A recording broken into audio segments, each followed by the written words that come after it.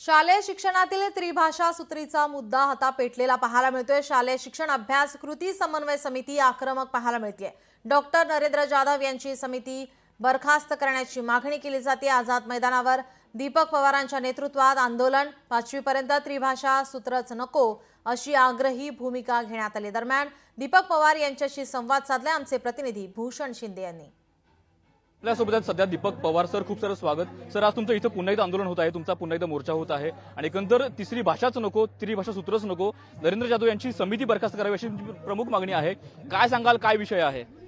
आम्ही 16 एप्रिल आणि 17 जूनचे जे 2 शासन निर्णय होते ते रद्द करण्याच्यासाठीचं आंदोलन केलं।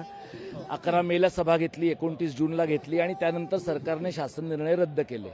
तर आपल्याकडे लोकांना साधारणपणे असं वाटतं आहे की आपला विजय पूर्ण झाला आहे। आम्ही हे सेना आणि मनसेच्या लोकांनाही अगदी नम्रतेनं सगळं सांगितलं की आपला हा अंशतः विजय आहे। याचं कारण सरकारने शासन निर्णय परत घेतल्याचं ज्या शासन निर्णयात लिहिलंय त्याच्यामध्येच नरेंद्र जाधवांच्या समितीचा उल्लेख आहे।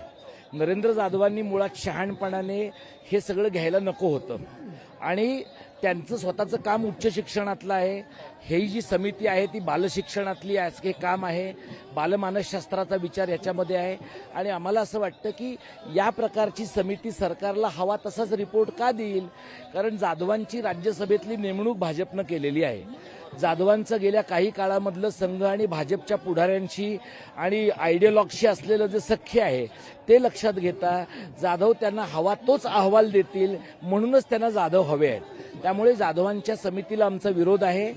बालभारतीची स्वायत्तता टिकवावी असं आमचं म्हणणं आहे आणि तिसऱ्या भाषेच्या सक्तीचा मुद्दा हा रद्द झाला। तिसऱ्या भाषेच्या सक्तीचा मुद्दा बाद का झालाय? राष्ट्रीय शैक्षणिक धोरणात त्याचा विचार नाहीये, राज्याच्या शैक्षणिक आराखड्यामध्ये त्याचा विचार नाहीये। अशा परिस्थितीत हे आपण का करतो आहोत? तर मला असं वाटतं की सरकारनं या समितीचा तातडीने फेरविचार करून विधिमंडळाचं अधिवेशन संपायच्या आधी ती रद्द केली पाहिजे। जोपर्यंत समिती बरखास्त होत नाही, जोपर्यंत सरकार पूर्ण बॅकफूटवर येत नाही, तोपर्यंत आंदोलन केलं जाणार असल्याचं त्यांनी थेट सांगितलेलं आहे।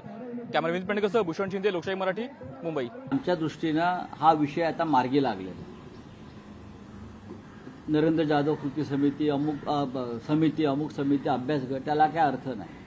महाराष्ट्राच्या जनतेने ठरवलेलं आहे कोणताही प्रकारचा अहवाल या संदर्भातली काय समिती ही आम्ही मान्य करणार नाही। जनतेची एकजूट काय आहे त्या दिवशी आपण पाहिलं।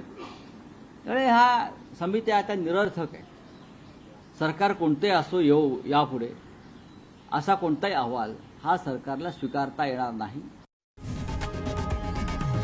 लोकशाही मराठी ऐका, पहा, जागरूक रहा।